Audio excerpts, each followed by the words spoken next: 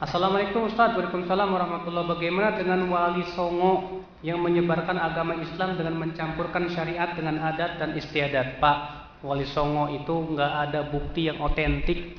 Semuanya kata sepuh kita, kata ini kita. Mana? Apakah wali songo meninggalkan buku tulisan? Kalau Imam Bukhari ada Sahih Bukhari, Al-Adabul Mufrad. Imam Syafi'i ada Al-Um. Imam Ahmad Musnad, Imam Ahmad bin Hambal. Dia mungkin nggak belajar yang disebut ilmu filologi dan ilmu arkeologi. Dua, kalau orang-orang umum senangnya pakai arkeolog, gali-gali tanah, ya, berdebu-debu, kayak yang di Mesir itu kan, orang gali-gali piramid. Ya, tapi ada ilmu yang lebih menarik untuk orang kampus, namanya filologi. Yang dibahas apa? Yang dibahas itu manuskrip. Manu itu ya tulisan pakai skrip tulisan manual. Kalau saya ketemu orang tersebut enak, saya akan bertanya kepada ustadz tersebut, Islam pertama kali masuk tahun berapa coba dalam sejarah? Kemudian pertama kali kitab dikarang di Indonesia apa? Tapi nggak ada kitab Sunan Bonang. Adanya Sunan Abu Daud, Tirmidzi, Nasai, Ibnu Majah. Ya. Sementara kitab Sunan Bonang nggak ada, Sunan ya Gunung Jati nggak ada. Makanya apa?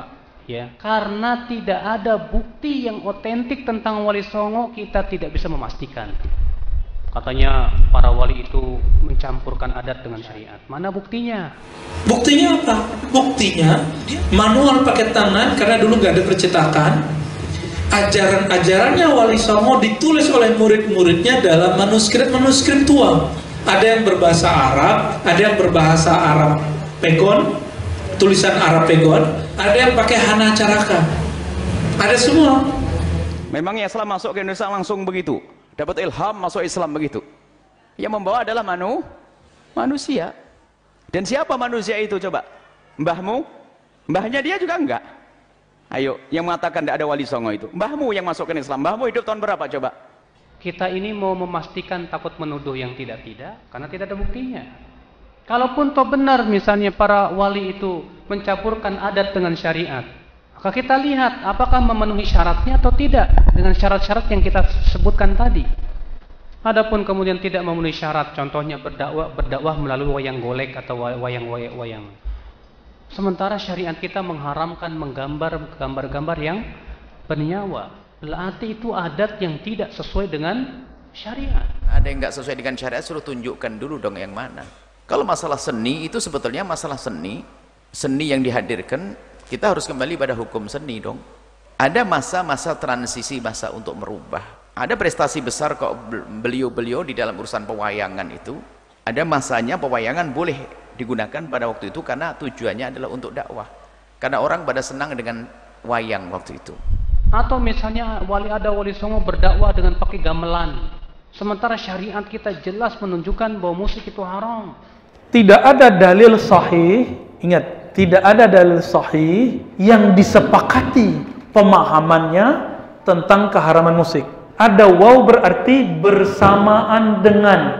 Itu yang dipakai oleh Maulana Syekh Ali Jum'ah dan Ahmad Thayyib dan Syekh Tantawi dan marah Masyaikh Al-Azhar dari dulu. Maka Syekh Azhar tidak ada satupun yang mengharamkan musik. Makanya tanda tanya besar.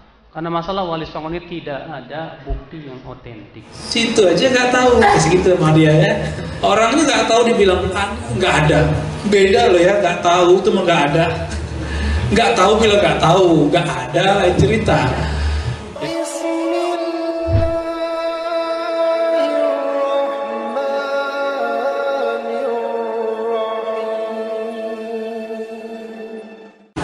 Ini penting kita bahas karena ada salah satu ustadz di YouTube berani ngomong dan berbohong atas nama keilmuan. Apakah tidak? Saya sudah meneliti sekian tahun, nggak tahu 10 tahun, 15 tahun udah ngomong, dan saya tidak menemukan adanya wali songo.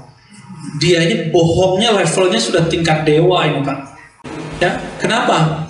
Saya nggak nyampe 3 tahun, cuma 6 bulan udah ketemu buktinya. Buktinya apa? Buktinya dia mungkin nggak belajar yang disebut ilmu filologi dan ilmu arkeologi. Dua, kalau orang-orang umum senangnya pakai arkeolog, gali-gali tanah, ya, berdebu-debu kayak yang di Mesir itu kan, orang gali-gali piramid. Ya, tapi ada ilmu yang lebih menarik untuk orang kampus.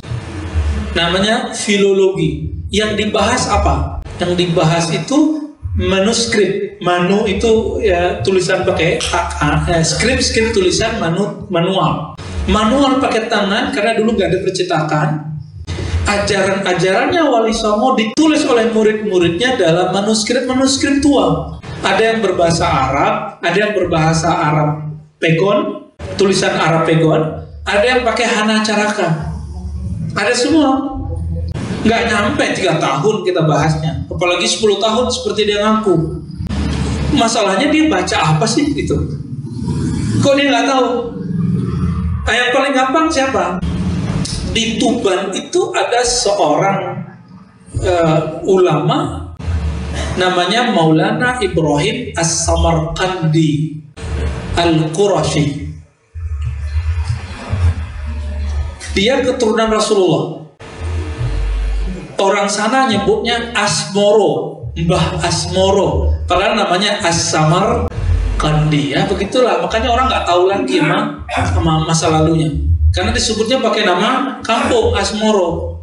Nah, Kiai Asmoro atau Mbah Asmoro ini nama aslinya Sayyid, ya, Sayyid Ibrahim As-Samarqandi.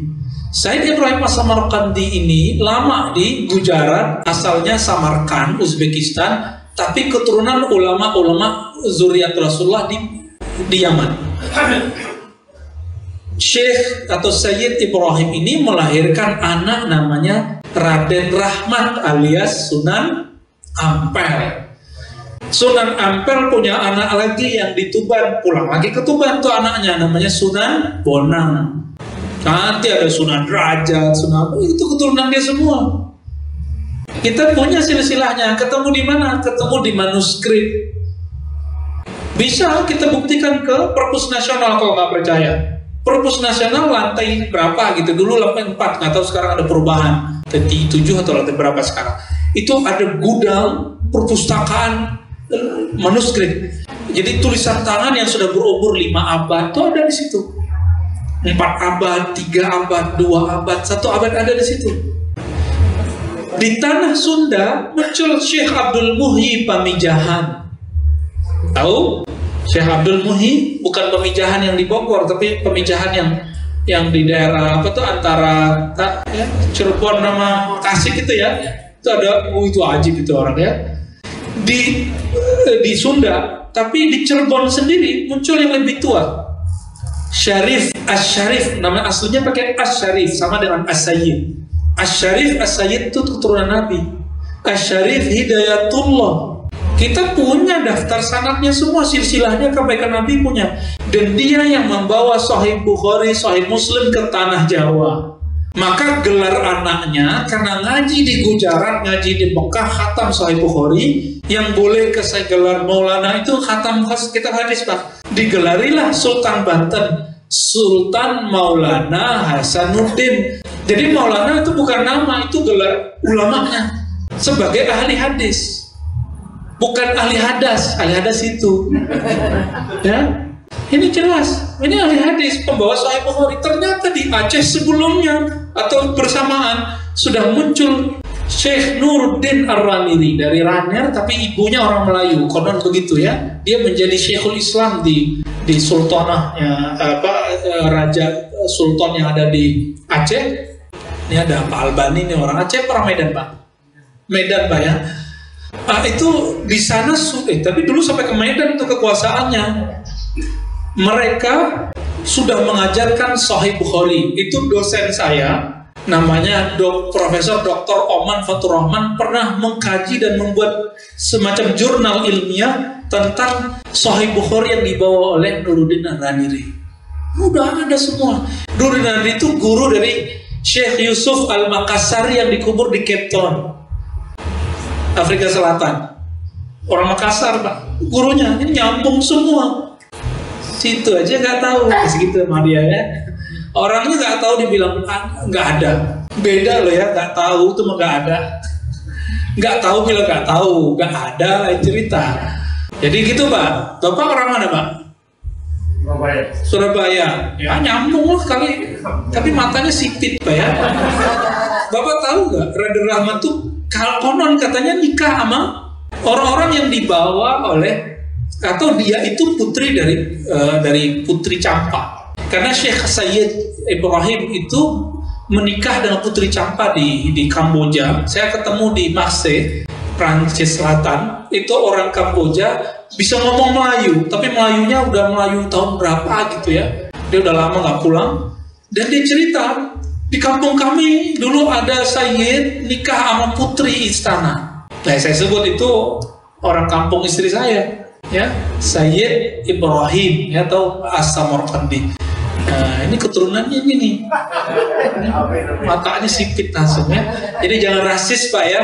Ternyata campur baur antara mata sipit sama mata nggak sipit udah ada dari dulu ya.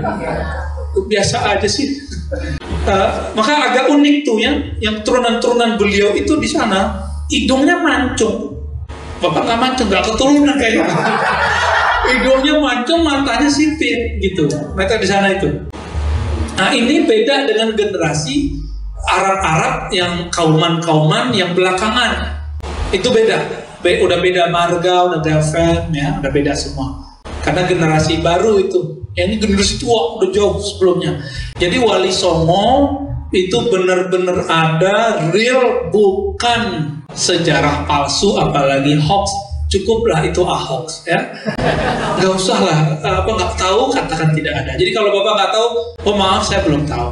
Nggak susah tuh ngomong begitu. Itu yang saya tahu, yang saya nggak tahu lebih banyak lagi Pak. Ya sama.